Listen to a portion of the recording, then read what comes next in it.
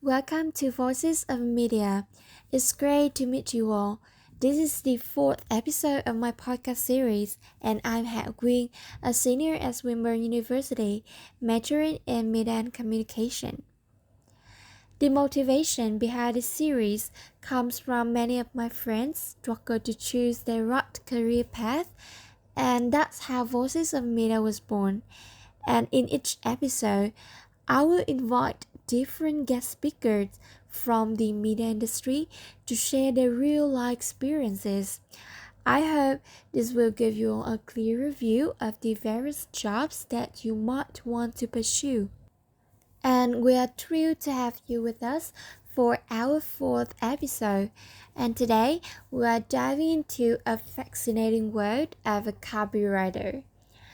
Our special guest speaker will share her insights, experiences, and advice on what it takes to excel in this role. So, without further ado, let's find out who she is. Can you please introduce a little bit about yourself and where do you work and your working experience? Hi everyone, my name is Trúc Thảo.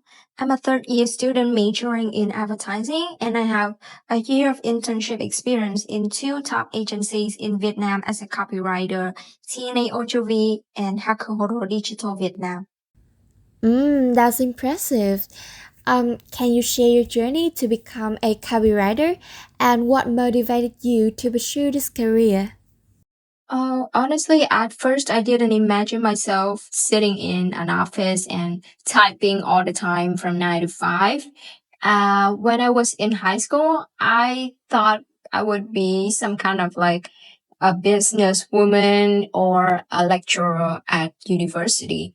However, through times and from the extracurricular activities in many clubs and also a little bit self exploration, I find out that I'm more suitable in advertising. And soon when I discover more through the curriculum at university and some workshops and listening to a very inspiring podcast series from my beloved mentor. She is Mel Mel Talks. I discovered that I'm kind of suitable for this job. And when I start to apply for companies, and the more acceptance I get, the more I feel like, yeah, I was doing and I was on the right path.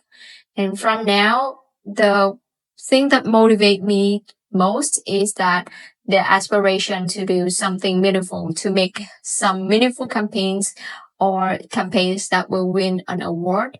But I know I'm just a copywriter intern and this journey will await me with a lot of challenges and difficulties. But at this time, I feel quite driven to thrive more and enhance myself more.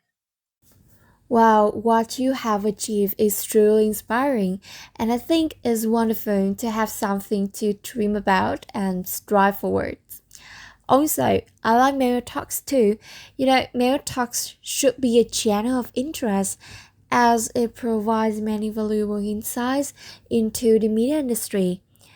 And I'm curious about what does a day of a copywriter look like? As a copywriter and night owl, well, my day would start at 10 a.m. at the office. Usually I don't have breakfast and I have been skipping breakfast for years, but please don't follow this because it's an unhealthy habit.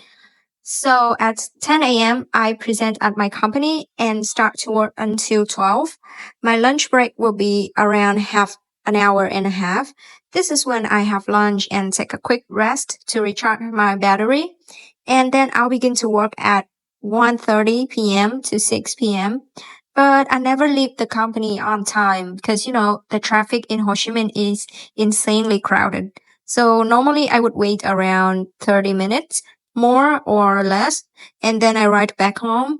But like for a copywriter, I think working overtime is inevitable. So I usually bring the work to home.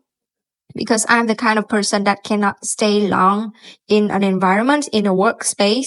I need to have a change of scene to help me refresh my mind. Oh my god, can I call you a workaholic? I'm just kidding. Do you think what skills and characteristics are essential to become a copywriter?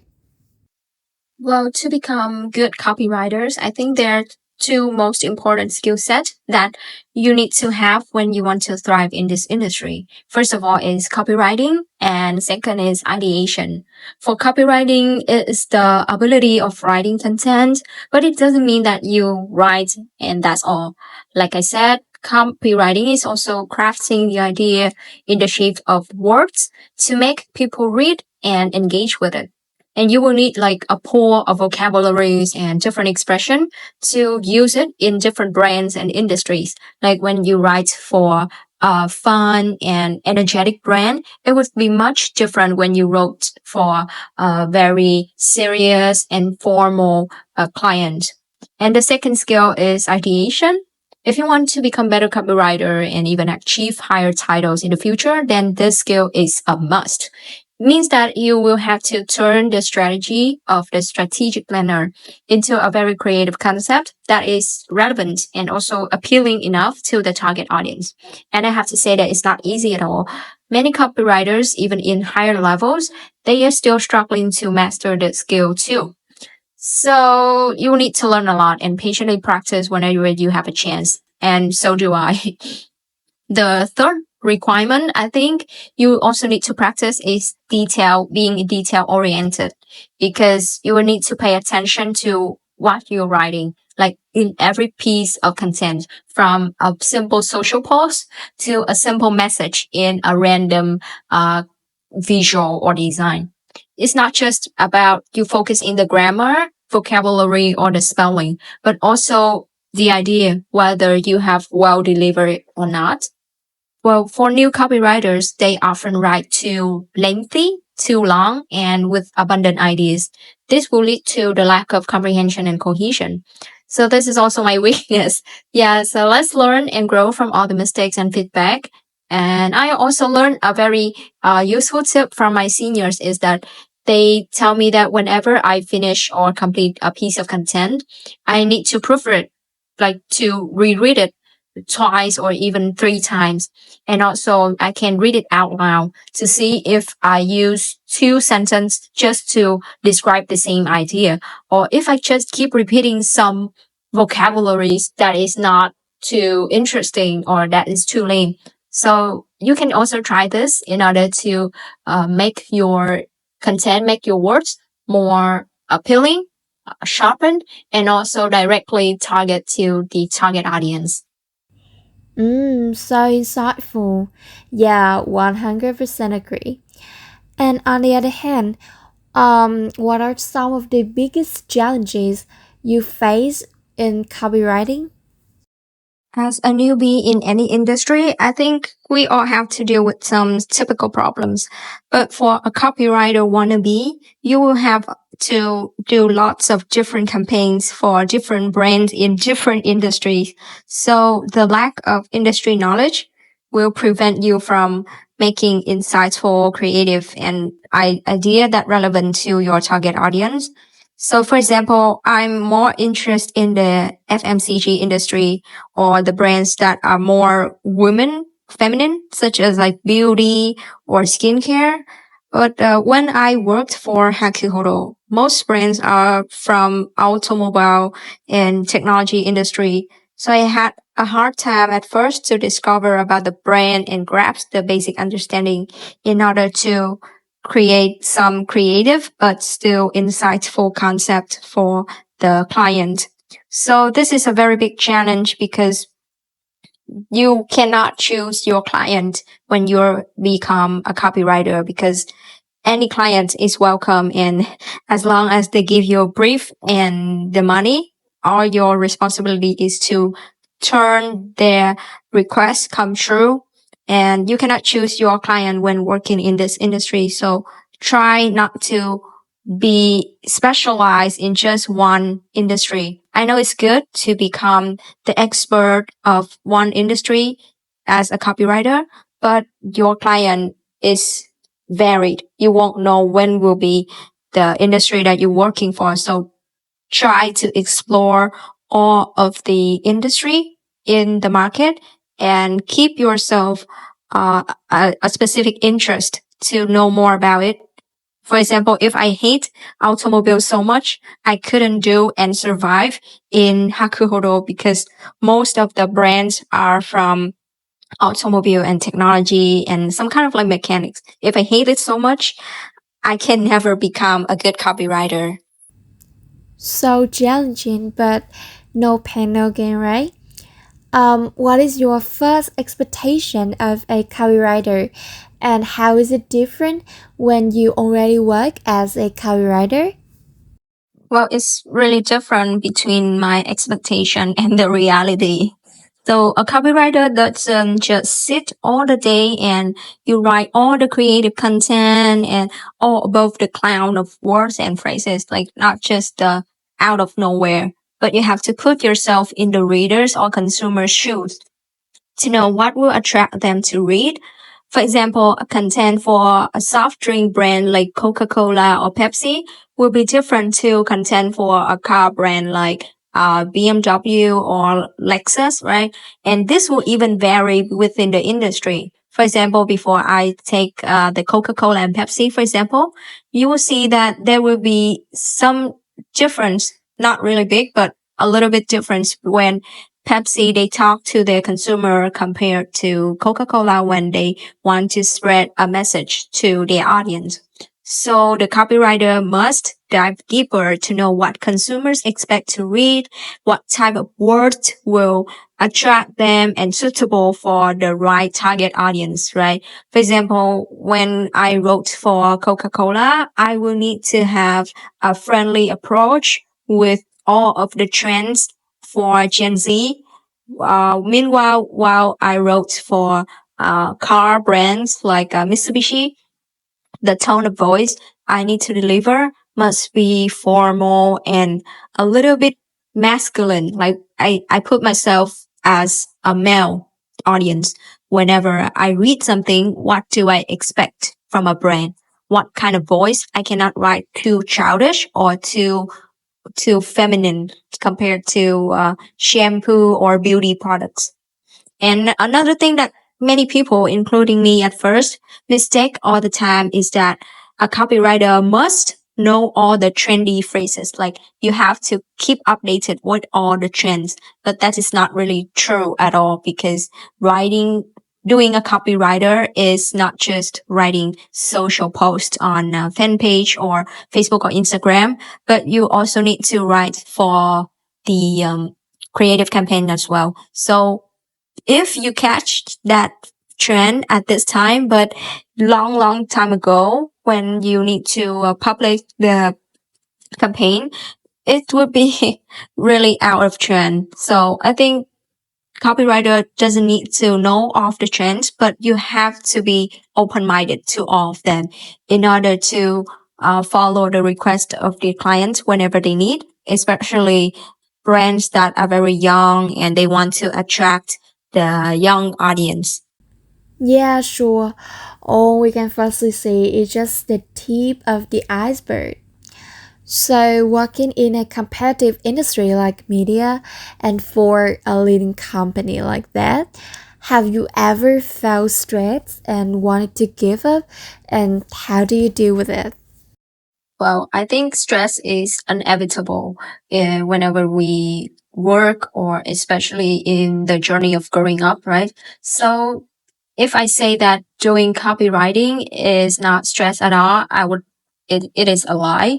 Because although I can do what I'm good at and what I love is copywriter, but stress is still something that I think is like a double-edged sword because it both a motivation for us to improve, but it also drag us down, especially when we're already exhausted. But talking about giving up, I had never thought of it because I think at this time I can do well and I can see the potential, and many people, many seniors, they feedback that I still have the potential to improve more and enhance my skills. So at least in the near future, I think I'll still do this job and try my best until I can no longer do it or my brain runs out of creativity. Okay, so this is the last question. What advice would you give to the aspiring copywriters, and how can they build a portfolio and get experience in the industry? Well, for those of you who want to become a copywriters, my first tip is that never stop being curious, because the curiosity will drive you to explore more and beyond. And this is also important for this job, because I've said before, you need to have a diverse interest and knowledge in as many fields as possible, because you will need to update it and renew yourself or even your creativity to become more open-minded with the trends in order to adapt it into the creative campaign for your client. And whenever you see a poster, a billboard, or just a simple ad on the social media, please try not to skip it. Although I know that sometimes it's really annoying, but instead we try to observe it a little bit to analyze whether this ad is effective or not. Or like whenever, for example, me, when I was stuck in a traffic jam or in a junction, when there are so many billboards, I would tend to wait because I have nothing else to do, right? I wait and observe all of the copy on that billboard to see if this is good or not. And if I'm the copywriter of that brand or that campaign, is there anything else that I could do? So by that, we will practice day by day, practice from the smallest thing like observation to expand your knowledge and also your perspective, I guess. And for the portfolio building, I think the best tip for you is to start as soon as possible. If you have working experience before, that would be so great. And all you have to do is utilize it and arrange them in a logical and attractive way to catch the recruiter attention, right? But if you haven't worked in any agency before, please don't worry. I think you can utilize the assignment at university and also your work in extracurricular activities such as marketing competition or your personal projects like TikTok channels or YouTube video, or even in organization like clubs or something like that. So I also have a TikTok channel to share more about the tips for newbies in this creative industry. So you can check it out a little bit, because sharing on this is not as effective when I have more illustrations. So please do your portfolio as soon as possible. Please find a website that you think is suitable for you. It can be Notion, it can be Canva, it can be Wixsite, but try to find the layout of the website that you think would suit you most, and don't be pressured by others, because each people will have different styles to present their portfolio. But you will need to refer to some good portfolios too. I mean, not to pressure, but you will need to look at others to see what they're doing to make it better, right? And thank you for sharing your insights, Trúc Thảo. And on behalf of my audience, I wish you continued success and good fortune in your career path. And if anyone has more questions, please feel free to contact me, and I'm really happy to connect you with Trúc Thảo for more information. And that's all for our fourth episode of Voices of Media. And I hope you found it useful and inspiring. Goodbye for now, and see you in the next episode.